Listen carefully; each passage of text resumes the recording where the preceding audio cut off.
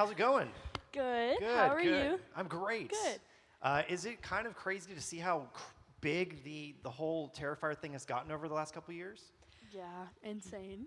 Yeah, it's It's strange because I think like it's been 10 years since the first film, and not many people knew about Terrifier. Yeah. Just the OG fans, and I didn't know about Terrifier, Art the Clown, even prior to Terrifier in All Hallows Eve. So to see it grow, it's like gone from literally nothing to everyone all over the world has seen it. Yeah. It's shocking. It is worldwide. Like, Yeah. It's crazy. Like even in Japan right now, I've been seeing people dressing up, and that's Crazy. insane. I got off the plane in Orlando the other day, and they had the digital billboards for Halloween Horror Nights, and just seeing Terrifier on like the normal streetways, that's crazy. I know. Yeah. It's strange because also like Spirit Halloween or like Hot Topic, things I had as a kid. Yeah. You know, in the malls, Yeah, and now like Walmart. Yeah, Yeah. that's Walmart even has weirder. Terrifier stuff. Like it's crazy for me to like think about the fact that my character is in a Walmart. Yeah. Right. Well, that you own your character as a, what do you have, the animatronic? Yeah, we have the Party City Little Pale Girl animatronic out in our front yard. That's wild. We get some interesting stares. It's funny. I like to look out the window and we'll have people walk by and they'll like be like, "What?" You know what you got to do now? You have to buy those in bulk and give those out as Christmas gifts. Smart. Here's little me's. No, just All the little my Funkos. family Yeah. members. Speaking of your Funko, Oh, that has yeah. to be the most gory, terrifying Funko Pop I've ever seen.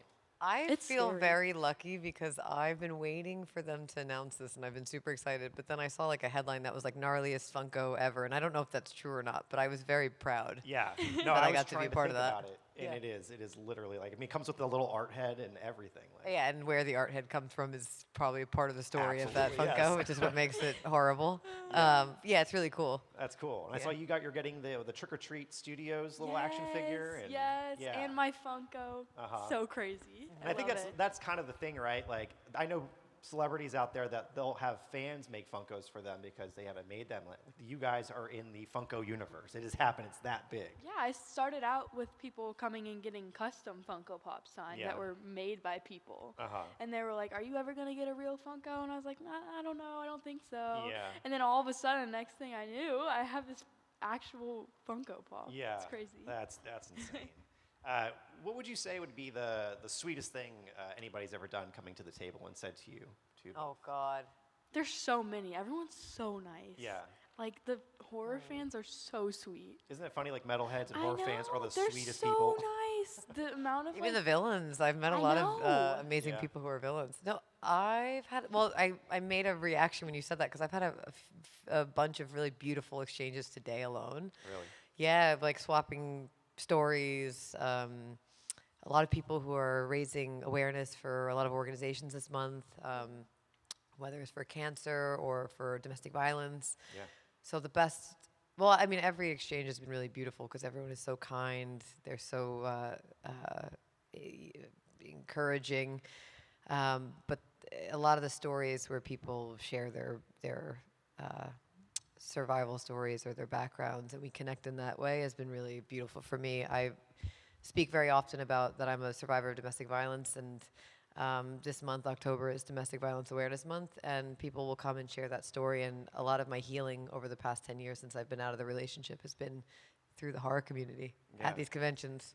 And so, yeah, there's a few exchanges today that I will always be with me. Yeah. Yeah. It's beautiful. I'm so proud of you. Thank you. Let's see. I really like meeting people my age, like Yeah. teenagers my age. It's really cool because it's fun to talk to someone that's my age, and they have a lot of like good questions, and I can talk about like school with them, Yeah. and it's good to talk about experiences that I've had as a teenager with other girls that are my age. I've actually Yeah. made a few friends that have literally just come up to my table and been like, "Hey, I'm such a big fan," and I'm Yeah. like, "That's awesome." I've added them on Snapchat and actually become like really close with them. Yeah. So I like meeting people my age. Very cool. Yeah. Sometimes they say it's good to actually pick your friends. You know what I mean? Surround the people that just bring you light. Yeah, So that's exactly. great. Yeah. Awesome. Let me ask you, what was the inspiration you both pulled for these characters? I know they're super dark. They're written for you, but I'd imagine Damien lets you kind of put your own zhuzh to it. Where did you go in that place in your mind to pull for those characters? I watched David a lot from the sidelines. I went in and I would watch him film his scenes and study how he did his facial expressions. And then obviously Damien told me a little bit about the character, but he didn't tell me too much. So I had a lot of it to myself that I could just go wild and just do whatever I wanted. So I watched David, got a little bit of info from Damien, and then I kind of just did my own thing. Yeah. I don't know really how I did it. I just it came from inside, I guess. Yeah. Make the creepy faces. I mean, it comes through in the performance. Thank you. Know? you. Yeah, you do an amazing job, and it's just great to see Art kind of just taken back by your performance. Yeah, exactly. He's almost like shocked a little bit. Yeah. Yeah. Yeah, it's great. Yeah. So I didn't know that Vicky was kind of going to go in the direction that she ultimately went in, because it was every movie that she's evolved kind of organically. From the beginning, with Victoria Hayes and Terrifier, I tried to get as close to as what that would feel like. I have 2 brothers. I'm a sister. I went to school. You know, I tried to imagine what it would be like to be in that situation. But then also, even for the part of Vicky in that where she descends into madness and attacks the news reporter, I tried to figure out what it would feel like to be, well, I was bullied when I was, in middle school. So I tried to, go to that place, but draw from that. And then for 3, it kind of is something that was exciting because I got to build that with Damien. Damien has such amazing special effects, and that alone does so much of the heavy lifting. I mean, you just have to look at her, and it's creepy. It's very unsettling. And I think partially that's because her face is modeled after a transplant victim, which it's kind of like that uncanny valley. It's very difficult to look at. So that did a lot of the heavy lifting, but Damien was very specific. In the beginning, he was helping me build the foundation. I said, what are you looking for in Victoria? And he's like, I want her to be absolutely nuts. I want her to be unpredictable. I want her to be a potty mouth. I want just absolute, just like insanity. And he gave me a recommendation to go see Betty Davis in Whatever Happened to Baby Jane. Yeah. And that was an amazing performance that I drew a lot of inspiration from. And then I did some research. I watched Harry Potter. Bella Latrix Lestrange is played by Helen Bonham Carter, and she's absolutely amazing. And that cackle, that laugh, yeah, that was she's on another level, and that inspired me, gave me permission. I always joke that I can't really practice that in my apartment, otherwise my neighbors would think I'm absolutely nuts. So I didn't do it until I was on set. And in terms of the mental space, I found Vicky in 3 a lot easier and more fun to play because I didn't allow myself to go into that space because I grew up Catholic. Possession's not my thing. So these are the movies I steer away from. So I was like, I'm going to just have fun. I'm going to go to set. I'm going to fuck with some people and get inspired by all these amazing people that came before me and let it ride. Cool. Yeah. I love that. What was the audition process for the Pale Girl? Like, I'd imagine the first movie came out. So had you seen it already, or was it like, did Damien like reach out to you? So I started acting when I was like 7 years old, and I think I got the audition when I was like 9. So I'd been acting for a while. I was on this online website for actors where you can submit yourself for different parts. So I submitted myself for Terrifier 2, my mom did, and I just sent in a video of myself looking in the mirror with this crazy black wig on, and I had this big lollipop that was like the size of my face, and I just made like creepy faces for like 2 minutes long, just creepy faces, and I sent in the video and didn't think much of it. I hadn't seen any of the Terrifiers because I was 9 years old, so Great neither parents. had my parents. Yes. Neither had my parents. No judgment. No judgment. No, not at all. Yeah. Great parents here with young kids that are very brave. Yes. So then Damien called my mom about a week later and was like, we really love Amelie for this part, but it's going to be like a lot for her. He told her about all the sclera contacts and the teasing of the hair and the whole outfit and the makeup. He let us know it was going to be a lot. But he said that I wouldn't see any of the gore. So any of the killing scenes or anything like that, he was very good about sheltering me from. Yeah. So we were like, yeah, we'll do it. Cool. And yeah, I was 10 when I filmed it. Wow. And I had no idea that it would blow up like it did. I knew nothing about the Terrifier franchise, and then Cool. it just blew up. And did you go to the premiere? Was it like, okay, I eventually have to see the movie that I'm in? Yes. Yeah. I went to the Terrifier 2 premiere in New York City. I was 13.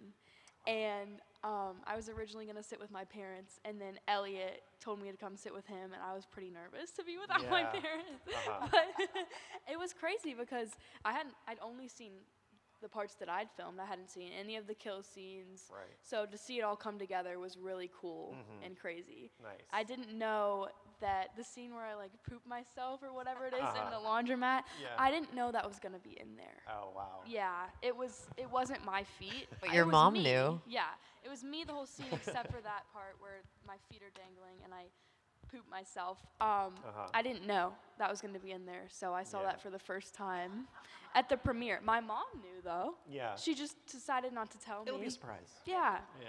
I guess she didn't want to tell 10-year-old me that I was going to poop myself Right. in a movie. I understand that, but it was a shock for me when I saw it for Yeah. the first time at the premiere. Oh, wow. Well, I love that Elliot had, because I'm sure he was kind of the same way with the first film. He was Yeah. very young whenever he did Yeah. it, so it's cool that he took you in and sit with me. That way we Yeah, can yeah, be the, exactly. the younger ones here for Exactly. the, Yeah. very cool. Samantha, let me ask you, have you been writing anything or directing anything? Yeah, so I'm currently writing my first feature. I'm always writing though. I'm like the ADHD type where I've got like 10 folders with 10 different projects that I'm like slowly pushing forward. Yeah. But I'm really focused on one right now, which is an adaptation of a book that I can't say what it is. It is in the public domain. No one knows about it. And I always say that when I stumbled upon this book, I was not even in a bookstore. I just happened to be in like a lighting store and they were selling books. And I found this book. It's a supernatural, psychological film. And I can't really say much more, but Yeah. I'm really excited by it. Yeah. I know you've been going that path for wanting to write and direct a lot more. You just had some shorts on Shudder recently, yeah? Yeah, I directed one of my first shorts a couple years ago, maybe 2 or 3 years, well, 3 years ago actually. And it did the festival circuit, played at Fright Fest, and a few others, really reputable, great festivals that I'm grateful even gave us the platform because it was very indie. I was praying to God as I submitted it on Film Freeway that they would accept it. So I was very surprised when they did. And then I was playing at a festival and the people over, with Bloody Disgusting and Screenbox reached out and said, we'd love to put this on the site. And I was extremely grateful because it was just another way for an indie little short to get out to audiences. Absolutely, yeah. So that was one of a few little, I've always done short form, whether it's been for nonprofit organizations or commercials or narrative shorts. And the features is really, I really want to cut my teeth in. So Yeah. that's the next step. Cool, very nice. Are you guys ready to see like thousands of people's pictures dressed as your characters this Halloween? Like it's already happened at Yes. cons, but like Yes. it's to the point now, like you said, spirit stores, Spencer's Gifts, like they're selling outfits and stuff. Like that's gonna be insane. Yes, my friend sent me a photo. She was in Spirit, and she found a little pale girl outfit, and she sent me a photo of it. She was like, "Look what I found!" Yeah. It's crazy. I'm really excited to see all the costumes because That's- Halloween is like when everyone dresses up as pale girl, Absolutely, and yeah. then I'll get tagged on my Instagram, and I go Uh-huh. through all of them and heart them all. They're so cool Yeah. to look at. Yeah, you've had a lot of people Oh, yeah. over the years dress Yeah. up. Yeah, the mask just came out, which is really cool. So people Yes. because I've met amazing people who have come to meet me, who've done their own cosplay, and I'm always massively impressed by anyone who can try to put together or even wear anything that resembles Vicky. Yeah. And there's been such amazing, outfits and even prosthetics that I've seen people actually make. Yeah. So it's cool because now the masks are out, so people don't have to struggle too much with that. Sure. And they just came out with the smock that I wear. Oh, really? Yeah, so I think they just announced it. So now at least there's resources, but I'm excited. Yeah, it'd be really Yeah. cool. That's cool that just people were having to do the old Halloween mom and pop, like Yeah. just put it together to see what they can do. But now it's like, yeah, here's the mask, here's the outfit, go for it. I love though the homemade stuff because there's some really talented people that Oh, I'm yeah. always massively impressed. I met like these two kids, and one was dressed as Art, and one was dressed as Vicky, and she had basically he made the prosthetic, I think, for her, and I think they were 7 or 8, but it was amazing. Yeah. Yeah, and I was super impressed. And it's the same with the Funkos. It's like I love a Funko, but I also love when the fans custom ones, hand make them Yeah. and the custom Yeah. ones. It's nothing like that. Oh, absolutely. Yeah. What would you say was the coolest thing that you've seen brought to your table? Well, okay, someone just brought a really amazing image that I don't know if they're here, but they made an amazing image of Vicky with like a chainsaw, which was like, had a moment where I had to come down because it was such an amazing image, which I felt really cool. But I mean, it's hard to pick because I've seen like Vicky statues. I just bought myself, there was a crocheted Vicky, and I've never seen a crocheted Vicky, and I was like, so well, no one cool. can have this, it's mine. No. And it has like a little rat tube, and it has a rat in it. Oh, my and then God. little She's like rats holding all the hanging- rats. all the rats. So cute. Wow. So I bought that. I was like, no, that's mine. Yeah. So it's hard to pick, but it's just I'm always amazed and surprised. I mean, you've probably seen. Yeah, I love all the artwork, the paintings, the drawings. It's shocking, like Yeah. how good these people are. Like you guys are so artistic. It's crazy. And then one thing that was really cool, I got like a full-size skateboard that was cool. Pale Girl. It was art in Pale Girl, and it was so cool. Nice. The hard part though was bringing it back home because Sure. we had to fly back and we had to, get our bags through TSA and Right. stuff. So my mom ended up just carrying it. And Yeah, it was on so board, funny. yeah. We were just walking around with this big skateboard with these 2 crazy clowns on it. Everyone was like looking at it like, what is that? And then we made it all the way home, and then we dropped it down the escalator. No. And it got scratches all over it. But Ah. it kind of adds to the effect because it's Sure. it looks like a used skateboard now. It Uh-huh. wasn't that bad, but Yeah. yeah. You And pretend that you were using it. Yeah, and, like, exactly. Absolutely. being on I it. skateboard. You grind we it made home. a whole Pale Girl room in Yeah. my house. My mom spent like days on it. Yeah. We got these shelves and put them all up, and all of the artwork and everything that the fans have given me, we take home and we put it in our room. That's I so didn't know that. Yeah, Yeah. it's like this I want to see big it. The shrine. I want to It's see this. Awesome. Yeah. I love it. She did really good on it. That's She's very cool. proud of it. I love that. All right, well, we're going to turn it over to the crowd for questions if you all want to start lining up. First question, right here. Hello. Hey. I Oh, you know got they- spotlight.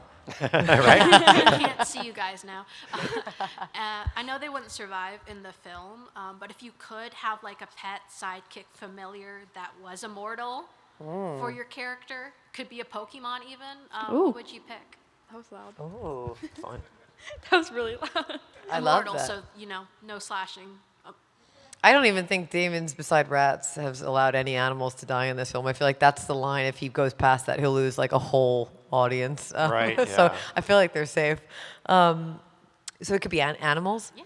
I used to have a cat, and That's what I was gonna and I'm always thinking of say. I'm always thinking of You a stole familiar my as a cat. You answer. know, I'm. That's me being uncreative right now, but that was my first instinct was a Bengal kitten because I had a Bengal. I was gonna say a black cat. Okay. I love cats so much. Would you dress it as a clown as well? Oh heck yeah! Oh. I volunteer at the animal shelter sometimes. I love cats, Aw. so maybe like a black cat. Yeah. Yeah. Cool. Thank you. Yeah, Thank you. thank Great you. questions. Hi. Hi. I have a question for both of you. I'm just curious about how much time it took to putting on hair, makeup, prosthetics, and all that for doing your parts, and then how long at the end of the day it would take to take all that stuff off. You go first. Okay, I will go because mine will be the Yours most. is crazy. Yeah. So I would get pre-called 4 hours before everyone else with my makeup artist. And my makeup artist, that meant that my special effects artist, Heather, would have to get there before me. So I'm just putting that in mind because I wasn't the one who suffered the most. There was a lot of people who suffered. But 4 hours before, then everyone would get to set. We would do a normal filming day, which is 8 to 12, but we'll say 12 and beyond. And then it would take me 2 hours to get out of makeup. So I was 4, 12, 16, sometimes 18 plus 20-hour days, which for Vicky's makeup is difficult because it's a brutal process, but not having 2 eyes is not fun. So if you get an eyelash in your eye, you can't get it out for 20 hours. I've had True like story, swollen by the eye. way. Yeah, I've had many eyelashes, many swollen eyes. And also you can't see, so I'm legally blind while I'm filming. It's so funny when I say this out loud. Even like to the degree that after I finished filming, there was about a month or two where my eye, as I'd wake up, wouldn't open because it was so used to being shut. There's so many videos of me complaining about this makeup. They always post this video, which is funny. But I love Vicky and I love the artists and Damien's creation. So I'm very honored to do it. But it was a lot of turnarounds where we would get turned around in 6 hours. So we'd do that, and then 6 hours later, after I left set, I'd have to go home, shower, and then I would be turned around within that 6 hours. So it was very independent filmmaking.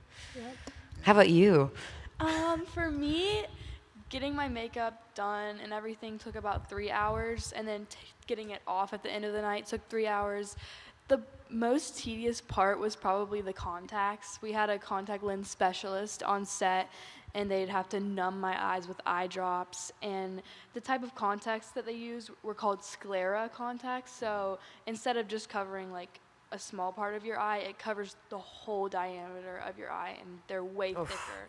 So it was an interesting process. Yeah, Jim Carrey had to wear those for The Grinch and complained about it. yeah. He said it was just awful wearing those. Yeah, I was 10, and then they were constantly numbing my eyes, putting them in. And then the thing is, they can only stay in for like 20 or 30 minutes, because if they're in for too long, your eye tissue cells start dying. So, Okay, so I it didn't wasn't do like that. a in and out. It wasn't like an in for a while thing. They had to like take it in and put it back out. Yeah. Oh, it was a process.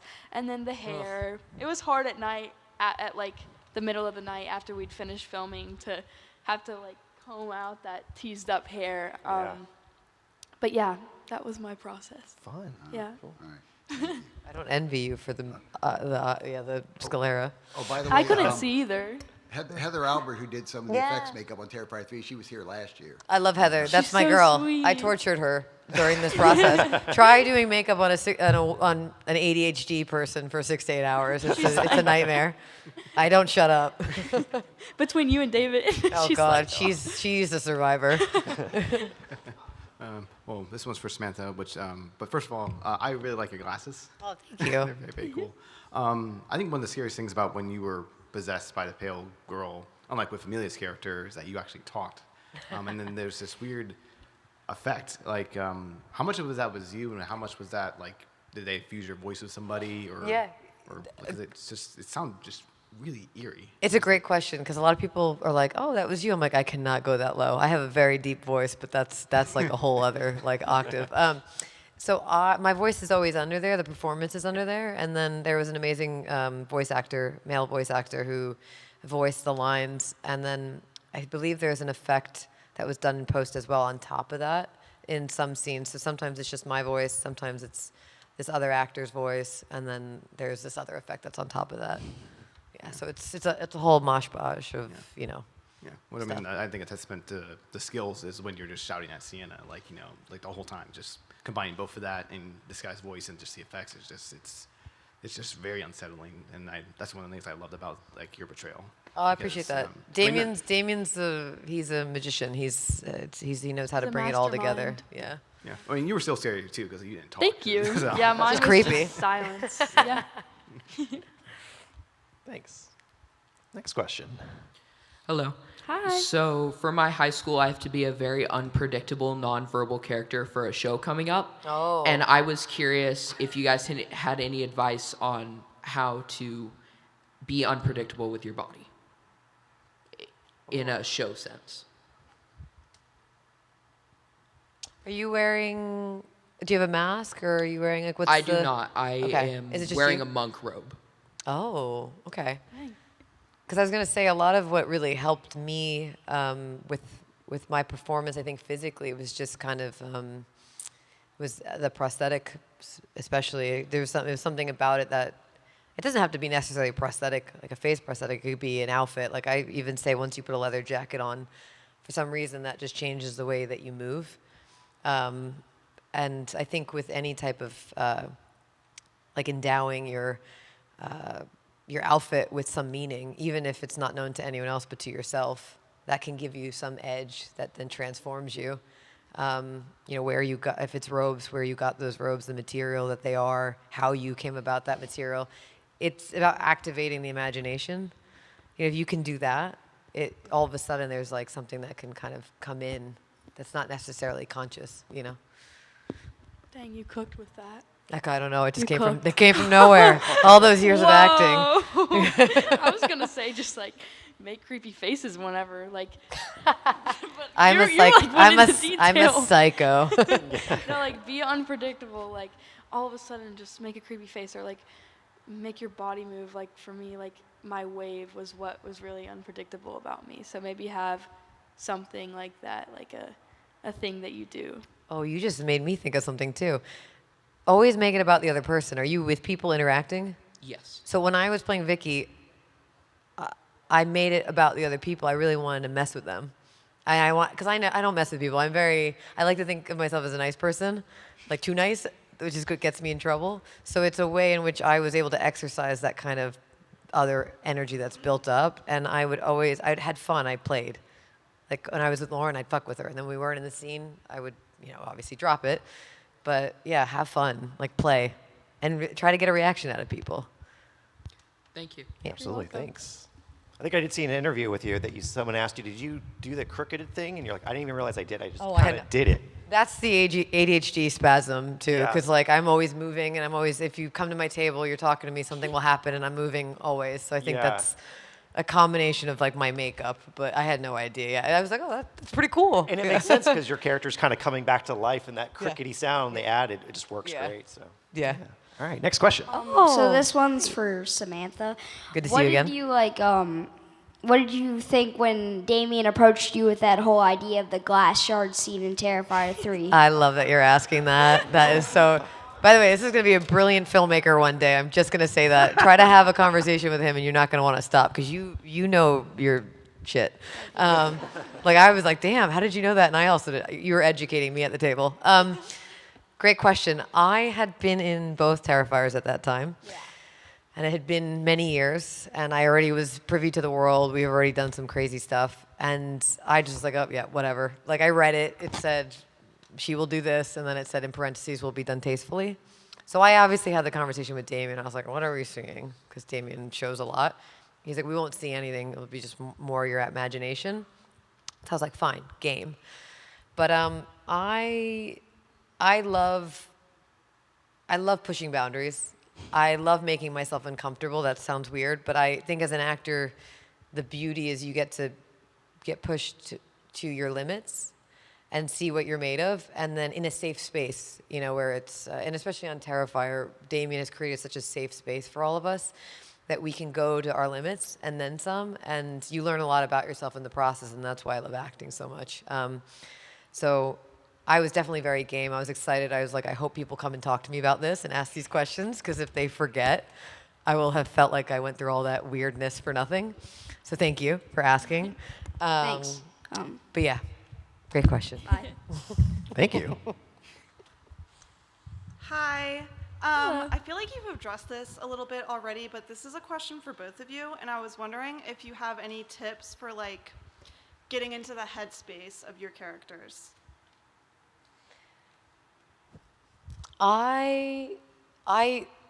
Method acting is something that everyone uses as like a very dirty word, but I don't see it that way per se. I really feel like when I take on a role, Vicky actually in one was very difficult because that was a very realistic, grounded performance that I had to try to, bridge the gap between myself and her. But I try to do as much work as I can. I try to get off book, all the technical stuff, but then I really try to, Lauren speaks to it beautifully when representing Sienna. She, did research. She called places, and she tried to speak to people who maybe had been through stuff that she hadn't been through. And I have the same approach. I try to get myself in the world of that individual with no judgment and compassion, leading with compassion. But and that's usually how I approach roles. And then when I get to set, I try to get out of the way of what wants to come through on the day. But for Vicky, like I said, I think there is a line for people, and they usually know it, of how far they want to go and for how long they want to go into something that's dark. And I knew with Vicky in 3, that was just the area that I was. And I'm a very sensitive person, so I was like, there's a line that I don't want to go too deep. Because if you're in that for too long, it can affect you, for sure. Yeah. For me, especially with the little pale girl, I watch Art the Clown a lot. So I would say if you have a role, try to like watch other people that are similar to that and get some inspiration from them. I always like to say, put yourself in their shoes. Like, I get auditions all the time, and it might not be something that I relate to, but I try to put myself in that person's shoes and like make up a narrative for them, like what they're going through. So yeah, put yourself in their shoes and watch some videos, get some inspiration from other people and things. I think that's the exciting thing about acting, to go off your point, is that That's what I love about acting. Yeah, we live very limited lives. Like, I'm very specific. From Connecticut. I live in New York. Yeah. If you only exist in that world, it's an echo chamber of everything you've ever experienced. You don't really meet many people outside of that unless you travel. So I think for acting, it's always been a beautiful thing to get to dive into roles where you're embodying other people from different nationalities or different backgrounds or different, if you grew up wealthy and you got to play someone who's in poverty, it really, if you allow yourself to go there, it creates a lot of empathy within you, and you can connect even deeper with people that you may not have if you stayed kind of in your own world. So that's That's what I love. Like, that's my favorite part of acting, is just the fact that you could get to like play so many different types of people that you would have never expected to play, and like understand what they're going through more. Amen. Thank you. Thank you. Thank you.